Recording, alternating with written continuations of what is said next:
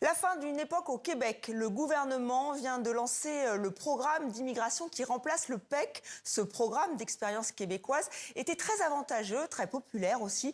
Voilà qui laisse des milliers de personnes dans l'incertitude. Elles ne savent pas si elles vont pouvoir rester dans la belle province. Ben Mahi en fait partie. Il est franco-algérien.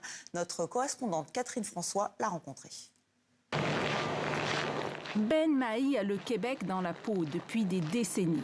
Déjà en 2017, il était nommé ambassadeur de Montréal pour le 375e anniversaire de la métropole québécoise. Quand j'ai atterri à Montréal, vraiment, c'était le coup de foudre.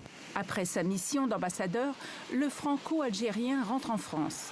Mais il garde son objectif de revenir vivre à Montréal un jour. Ce qu'il fait en avril 2022 avec un permis de travail de technicien de laboratoire. Et là, je suis revenu avec une entreprise, puis sous le cadre d'un programme en fait, qui existait, qui s'appelle le programme de l'expérience québécoise. Et ce programme-là donnait accès à des travailleurs qualifiés, aussi à des étudiants qui venaient faire leurs études ici.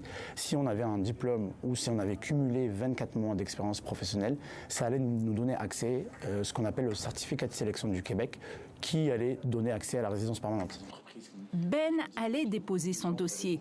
Il faut changer les règles. Sauf que le gouvernement québécois vient de supprimer le programme. Des milliers de personnes se retrouvent maintenant à se dire mais en fait, comment ça, j'ai travaillé pour, j'ai étudié pour, j'ai mis beaucoup d'argent, j'ai mis beaucoup d'énergie. Je suis venu parce qu'on m'avait fait cette promesse et puis du jour au lendemain, en fait, on rend la promesse comme si on était juste des numéros ou des chiffres en fait et on nous renvoie en fait chez nous. Plusieurs manifestations se sont tenues depuis pour dénoncer la décision du gouvernement québécois. Car Ben et des milliers d'immigrants se retrouvent dans une situation difficile, avec l'expiration à venir de leur permis d'étudiant ou de travailleur, sans avoir de garantie d'obtenir la résidence permanente pour rester ici. Parmi les manifestants, le député Guillaume Clich-Rivard, du parti d'opposition Québec solidaire.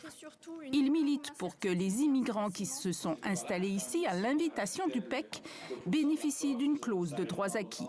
Mais au moins, sécurisons puis permettons de respecter ceux et celles qui sont déjà établis puis qui ont fait des sacrifices puis qui s'intègrent ici chez nous.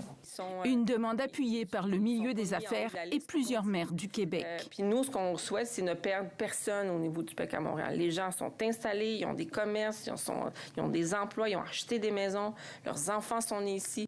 Le PEC a été mis en place en 2010 et depuis, quelques 10 000 immigrants en profitaient tous les ans. C'est le programme par excellence. Par définition, il s'adresse aux francophones. C'est dans ce programme-là que le plus haut taux, le niveau de français est exigé dans l'ensemble des catégories économiques. Donc, il ne peut pas avoir plus francophone qu'un candidat du PEC. On se tire dans le pied là, dans cette décision-là. J'avais dit que ça allait changer la donne. De son côté, le ministre québécois de l'Immigration dit que le PEC est remplacé par un nouveau programme dans lequel il invite tous ceux et celles qui n'ont pas pu présenter leur dossier au PEC à postuler. Donc, c'est pas parce qu'un programme n'est plus en vigueur que c'est pas possible pour ces gens-là d'obtenir la résidence permanente, de devenir citoyens québécois et canadiens. Donc, il faut appliquer dans le nouveau programme. Et écoutez, les personnes qui ont une excellente maîtrise du français et qui travaillent, qui occupent un emploi au Québec, ont d'excellentes chances d'être sélectionnées. Et très rapidement. Le ministre Roberge promet que les dossiers envoyés au PEC avant sa suppression seront examinés, mais il refuse d'accorder des droits acquis aux immigrants installés ici depuis plusieurs années et qui n'ont pas pu postuler. Ben Mahi a maintenant deux options. Prolonger son permis de travail, ce qui s'annonce difficile, ou partir dans une autre province canadienne pour obtenir sa résidence permanente. Ça, c'est sûr que certains, moi, si je pars, clairement, à 99%, je ne reviendrai pas au Québec. C'est une trahison pour toi? Oui, c'est une trahison. Une promesse non tenue et presque un chagrin d'amour.